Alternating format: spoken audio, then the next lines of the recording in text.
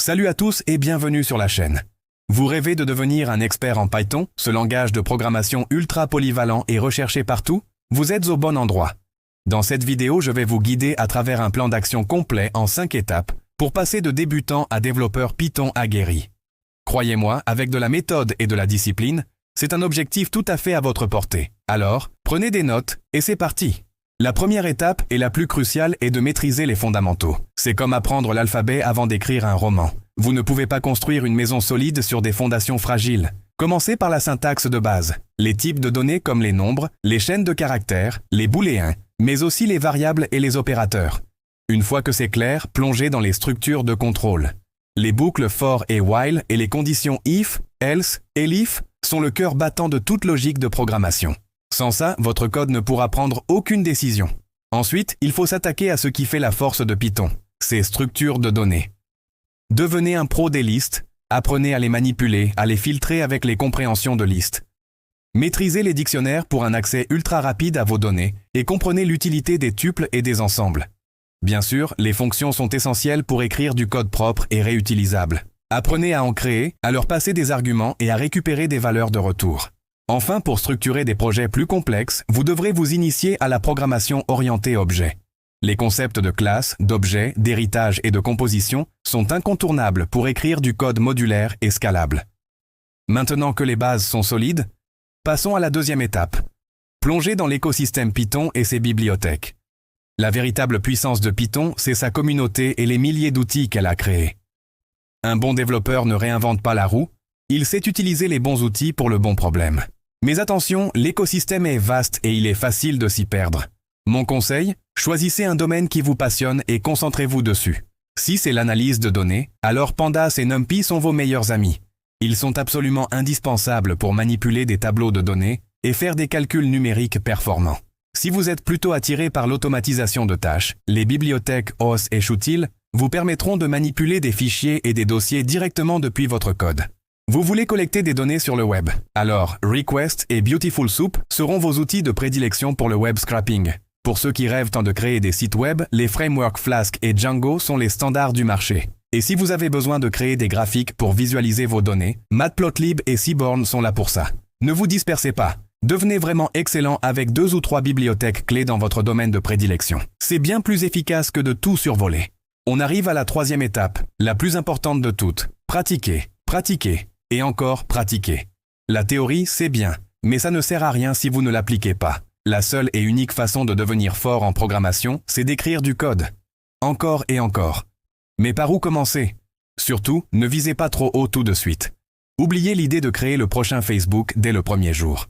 Commencez petit avec des projets utiles et gratifiants. Par exemple, écrivez un petit script qui renomme automatiquement une centaine de fichiers dans un dossier. Créez une calculatrice simple ou un jeu classique comme pierre-feuille-ciseaux en ligne de commande.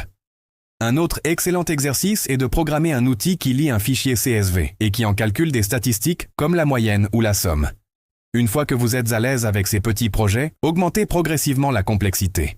Passez à des projets qui nécessitent plusieurs fichiers et peut-être même une classe ou deux. Par exemple, un web scrapper qui va chercher le prix d'un produit sur un site e-commerce tous les jours. Ou alors, une petite application de to-do list en utilisant un micro-framework web comme Flask. Un dernier conseil crucial pour cette étape, utilisez GitHub. Créez un compte et mettez-y tous vos projets, même les plus simples. Cela vous force à écrire du code plus propre. Et surtout, ça crée un portfolio visible qui montre votre progression aux futurs recruteurs. Quatrième étape, adoptez les bonnes pratiques de codage.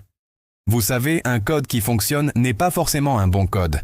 Un développeur Python compétent écrit du code qui est non seulement fonctionnel, mais aussi lisible, maintenable et efficace. La première règle d'or, c'est de respecter la PEP 8. C'est le guide de style officiel pour le code Python. Il vous dit comment nommer vos variables, où placer les espaces, comment organiser votre code. Pour vous aider, utilisez un outil qu'on appelle un linter, comme FlakeIt.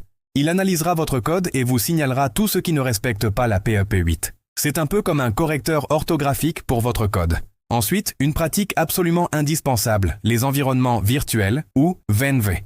N'installez jamais de bibliothèque directement dans votre Python global. Chaque projet doit avoir son propre environnement isolé avec ses propres dépendances. C'est la garantie que vos projets ne rentreront pas en conflit les uns avec les autres. Une autre compétence clé est d'apprendre à écrire des tests. Avec des bibliothèques comme Unitest ou Pytest, vous pouvez créer des tests automatiques qui vérifient que votre code fait bien ce qu'il est censé faire. C'est une sécurité incroyable, surtout quand vous modifiez du code existant. Enfin, n'oubliez pas de commenter et de documenter votre code. Utilisez les docstrings pour expliquer ce que font vos fonctions et vos classes. Vous vous remercierez dans 6 mois et vos collègues aussi.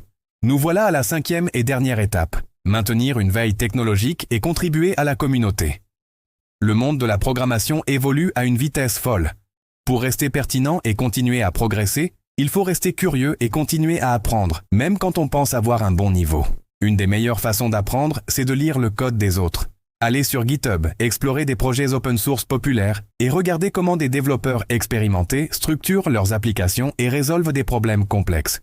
C'est une source d'inspiration et d'apprentissage inépuisable. N'hésitez pas non plus à participer à la communauté. Répondez à des questions sur des forums comme Stack Overflow ou sur des subreddits comme R, Python. Le simple fait d'essayer d'expliquer un concept à quelqu'un d'autre va renforcer votre propre compréhension de manière spectaculaire. Et puis, quand vous vous sentirez vraiment à l'aise, vous pourrez commencer à explorer des sujets plus avancés. Plongez dans la programmation asynchrone avec Asyncio pour gérer des milliers de connexions en même temps. Apprenez à optimiser les performances de votre code. Ou étudiez les patrons de conception, les fameux design patterns, qui sont des solutions éprouvées à des problèmes récurrents en conception logicielle. La maîtrise de Python est un marathon, pas un sprint. C'est un mélange de profondeur dans les concepts et de largeur dans l'application des bibliothèques. Voilà, vous avez maintenant une feuille de route claire pour devenir un développeur Python compétent.